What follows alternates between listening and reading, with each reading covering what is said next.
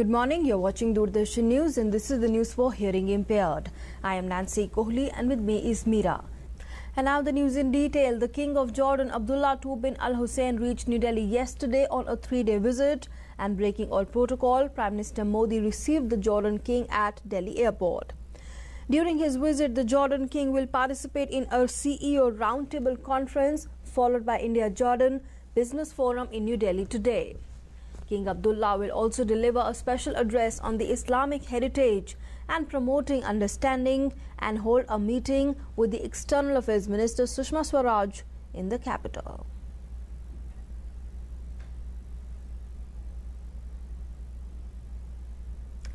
Moving on, Bharati Janata Party has convened a meeting of the Chief Ministers and the Deputy Chief Ministers of the BJP-ruled states today. BJP Chief Amit Shah will address the inaugural session of the meeting, while Prime Minister Modi will address the concluding session.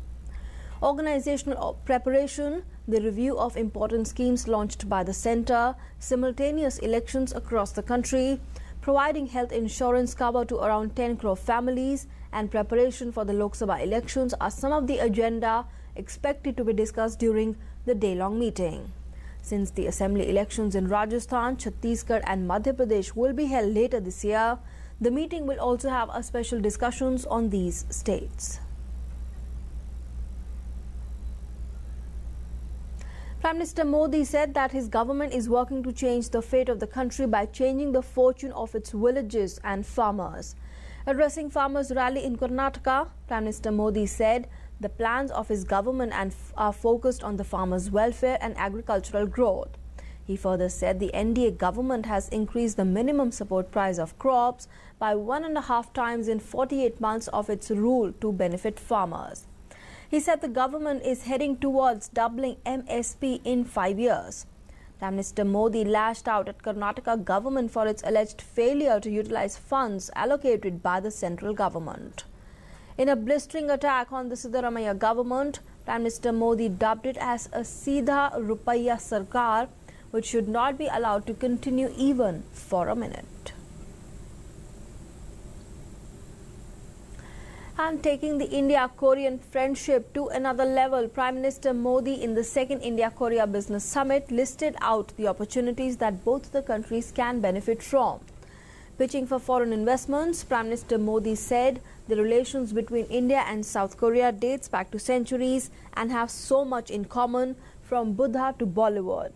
Listing democracy, demography and demand as the 3 important factors for any thriving economy, Prime Minister Modi said that India is a combination of all the 3.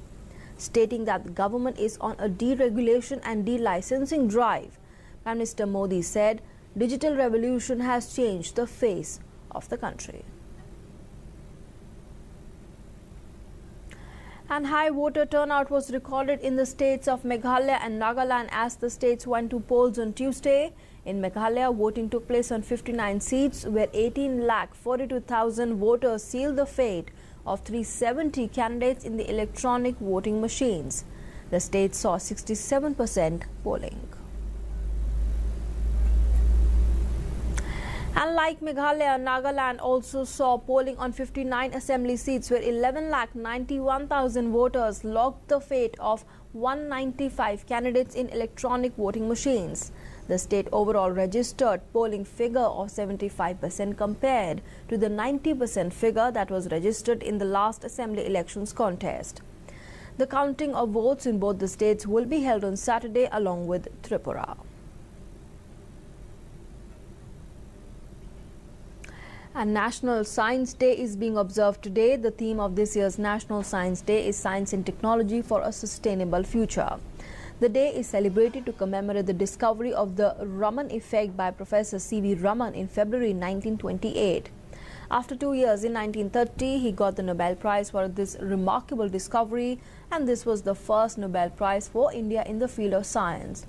The first National Science Day was celebrated on 28th of February 1987.